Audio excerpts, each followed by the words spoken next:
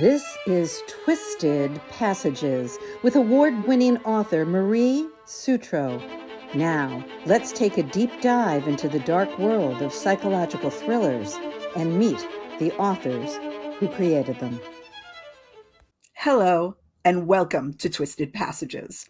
I'm your host, Marie Sutro, and today we have #1 New York Times best-selling author of 15 solo and co-authored books, Sarah Pekkanen, here to talk about her new release, The Locked Ward. Welcome, Sarah. I am so excited to be here. It is amazing to think this book is getting out into the world. This is one of the very first interviews I'm doing. So thank you for having me. I'm so excited. Oh my gosh, I am so excited you're here. This book, so much of the time, I was horrified. That's all I can say. I was on the edge. A thriller writer. I love that. I couldn't sleep. I couldn't eat. I had to plow through this book and find out what was going on. And the whole time I was on the edge of my seat. But before we get into all of that, Sarah, can you start us off with a quick overview of what the story's about? Sure. So The Locked Ward, I got a copy too, is the story of twin sisters who were given to different families, very different circumstances. One to a very wealthy family, another to a blue collar family. The daughter of the wealthy family, Georgia, wakes up one morning and she is in a psychiatric ward for violent offenders accused of murdering the biological daughter of her family.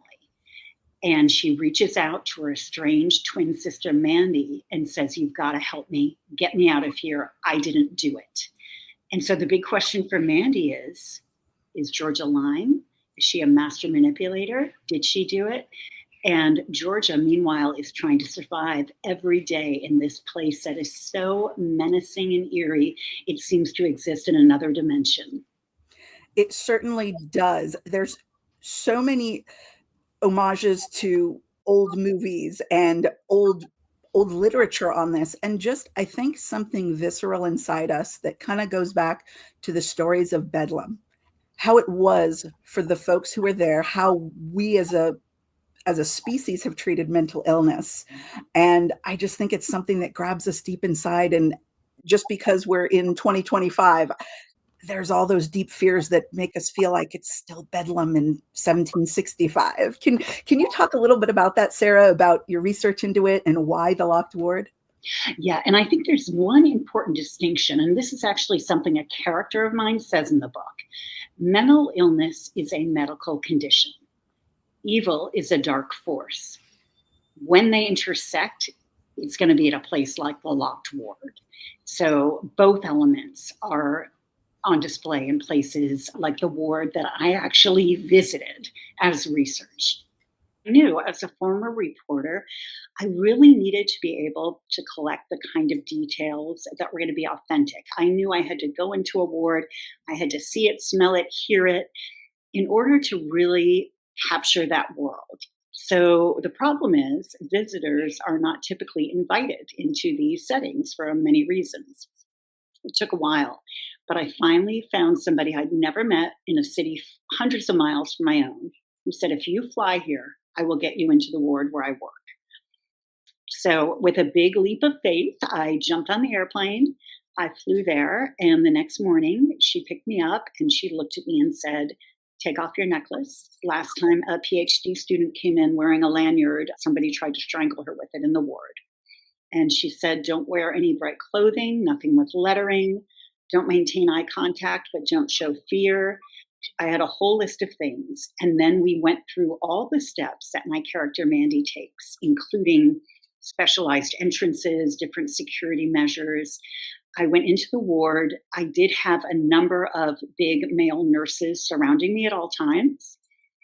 But a resident did try to get to me, began screaming and banging on plexiglass, that I was behind. And when I asked why was he trying to get to me, they said, "He could have thought you were God, the devil, his best friend, his worst enemy. You don't know." But a nurse said he smelled fresh blood when he saw you, and that line made it into my book. So it was It was surreal. I went twice, and the first time I came out of the ward, I sat down on a bench in front of the hospital because it existed on the top floor of an ordinary hospital where people are going to have babies and get their hearts checked out and all of that. There are a lot of security measures to be able to get in there, but it is in the same facility. And I sat there thinking, it's like I've come from another world. And I went straight to my hotel after that and began to write. I wrote the first 2 chapters and sent them to my editor. And that's just how they are in the book. Amazing to think that you went and then you went back.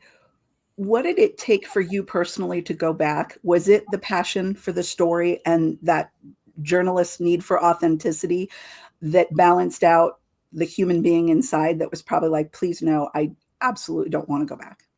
It was. I'm a former journalist. I spent many years working for newspapers and magazines like the Baltimore Sun and Gannett News Service. And I did have to cover a lot of difficult stories. I was at Columbine the day of the shootings, needed to cover that. And so I think part of me realizes that you need to be able to report things, whether it's for a newspaper or for a book, with that authenticity. And, another piece I wanted to uncover is that I did talk to a nurse who had worked with an angel of death, as they're called, somebody who was killing patients. And I did hear about how vulnerable some of these patients can be in a locked ward. And some of that made it into the book. And that's these people who are suffering from mental health issues really deserve to have the dignity and the treatment that everybody else gets. And that's I think the tough part in the evolution of, certainly in the US, but I would say globally, the treatment of mental illness. We're still, it seems like, in the nascent stages of treating it and trying to understand it in a very different way. For centuries, people just locked you up in the attic.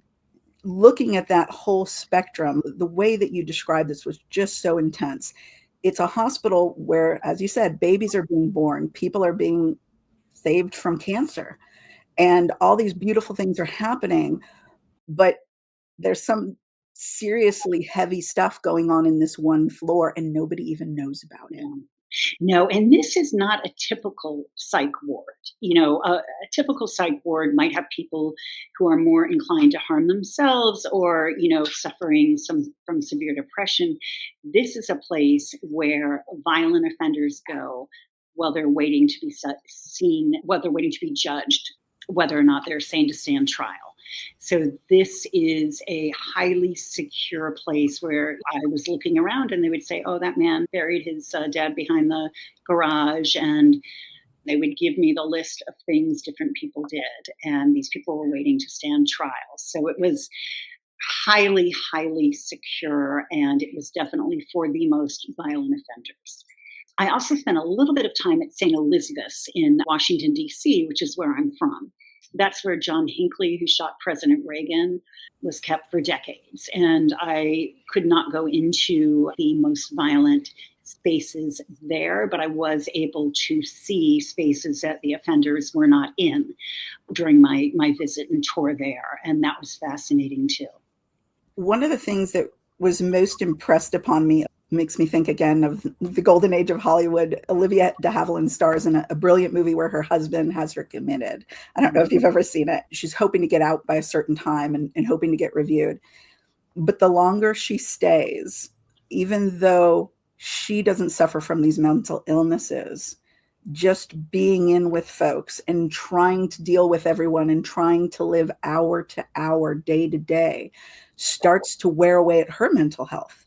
And you brought those elements in such insidious ways. It was so very well done that you're wondering what's going to happen to our friend Georgia. Is she going to lose it in here? Has she already lost it?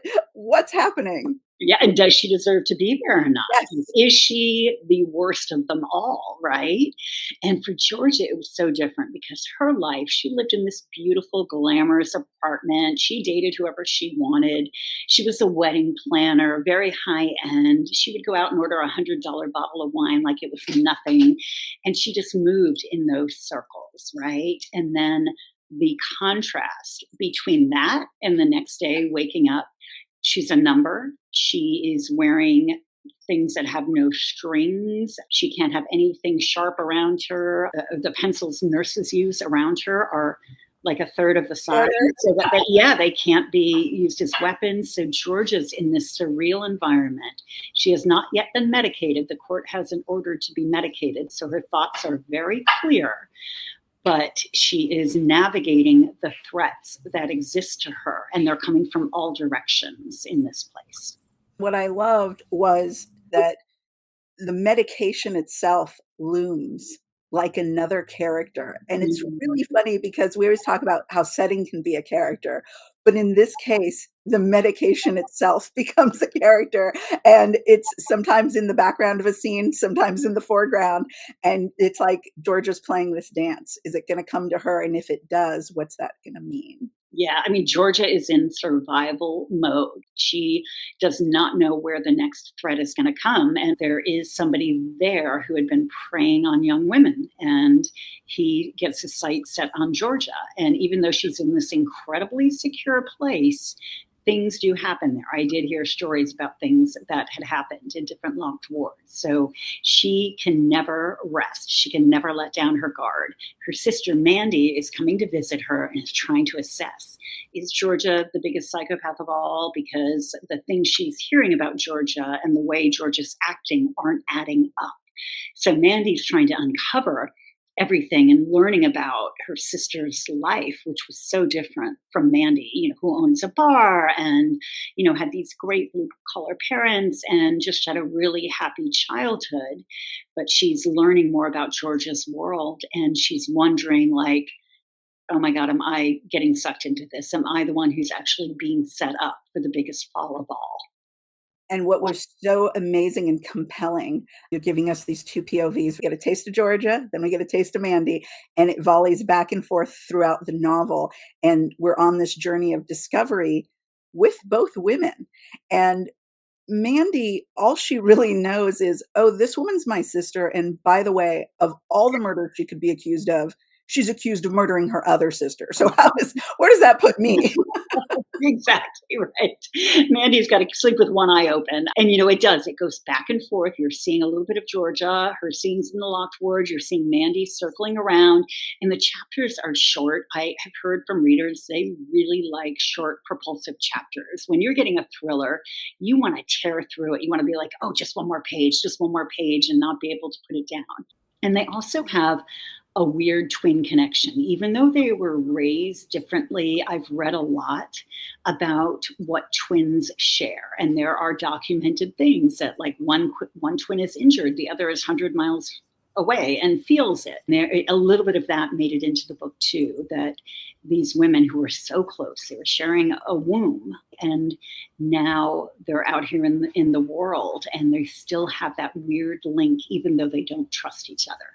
One of the best things that you did in this that was just so much fun and so creepy and so twisty from a psychological perspective was, it would be very easy if you had just said, okay, well, Georgia's the person that we question, and Georgia is the person that we don't know about.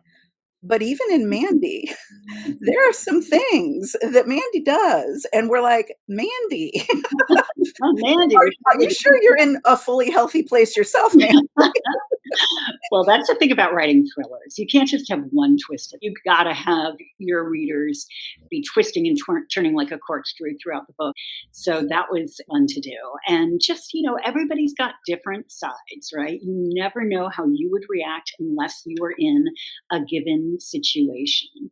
That's one of my favorite things to write about, is ordinary women put in wild, crazy, scary, extraordinary situations and having to use their grit and their smart to get out and save themselves. Those are the very best stories in spades in this novel. One of the things that I really, really loved too was the concept of control. You give us a lot of detail, which is wonderful and rich. And I was like, oh, this, she had to spend time in these. You've got the codes down, all the protocols. It was amazingly detailed in those ways. But one of the things that came through was the fact that she doesn't have any control in this, Georgia. Every time Mandy goes to visit her, Mandy seems to lose control as well. She must defer to all of these protocols and all of these rules. But then as we pursue Mandy's story and see what's going on outside, and we see what Georgia's life was even like before this, we start to really dig into that concept of control and wonder, yes, it's very clear to see when we don't have control in a locked ward, but do we ever really have control in our lives, especially with other people, where we cede control in certain aspects? That is such a smart question. And maybe we do all give ourselves, we like to have the illusion that we have more control over our lives, that we have choices. I mean, there's always such a debate about free will versus fate and all of that. And who's to say? I think I'm somewhere in the middle. I think that we do have certain parameters we can work within to change things, but then there are other things we can't. Like we can't change, what family we were born into, things about our appearance, our IQ, whatever it is, right? So we can work within these parameters, but total control, no, my characters never have it. They're always trying to get it. And I don't know if anybody does. Who would have total control? I can't think of anybody. One of the fun things that you played with, I think, in this was that illusion of control, because you showed us people with power and privilege. And even Georgia comes from a privileged background, but did that give her a lot of control over her life? That's debatable as readers go through the story. And the other characters in that orbit that she comes from, did they all have control over their own lives? It was really great the way you played with it from so many different angles. Thank you. And I think, Georgia's life did look very enviable from the outside. She was adopted by one of the wealthiest families in North Carolina, and she had, the horses growing up and the fancy boarding school and all of this. Whereas Mandy's parents owned a bar and never had any money, and there were no vacations. But as Mandy got to know more about Georgia's life, she said, I was a lucky twin. Georgia really had it tough. So Georgia had to be a survivor very early. But the question Mandy's starting to uncover is, did that damage her? Did it plant those insane seeds of jealousy and make her kill her younger sister? What was it? Sibling rivalry gone wild, or was it actually insanity? Going back to that world that Georgia grows up in, and this concept of power, privilege, and how it can impact control. One of the things that's played with is love. And you, again, gave us so many different takes on love and different views of love, whether it's friend to friend, parent child, all of these different scenarios, who you could grow up with, a nurturing parent or maybe a parent who's kind of absentee. What was it about love? There's a line in the story, and I will not quote it perfectly. I apologize in advance, but there's a line about how we from the outside view love. And sometimes we don't see love for what it is. We misinterpret it and we associate labels and things that maybe aren't right. What was it about that? Because that was such a powerful theme and you brought that together so beautifully. Oh, thank you. Thank you so much. Yeah. I mean, I think that as you just described, love can come in different packages and we might not recognize it immediately. And people have their own limitations. So sometimes they're giving what they're able to, and it just might come across a little bit confusingly, right? But that was really important for me. These women, Mandy, I think especially, find her truth and give her sister a chance. Try to see, is Georgia innocent? Like, does she deserve my help or not? And I think that was a courageous act of love for Mandy. She wanted to honor that twin bond. She wanted to see what was really going on. She knew it could be devastating if she found out Georgia was playing her and setting her up. But she went in there with that kind of risk of that leap of faith and that big risk. And that was loving. And it was beautiful. It's those elements of psychological thrillers where there's fear and there's turmoil and all of these things, but then there's hope underlying all of it. And you give us such rich and beautiful characters. Now, one of my last questions I have to ask, because I sense it might have had something to do with the sounds we heard in the background. Lila, you're being called. How old is Lila? What breed is she? And how did you get involved with India Street Dogs? So Lila is about 9. She is a little rescue and she's wandering around right now looking for snacks. I adopted her maybe 7 years ago. So actually founded a nonprofit several years ago called India Street Paws, PAWS.com. I go to India twice a year. I raise money here in the States and every dime goes there.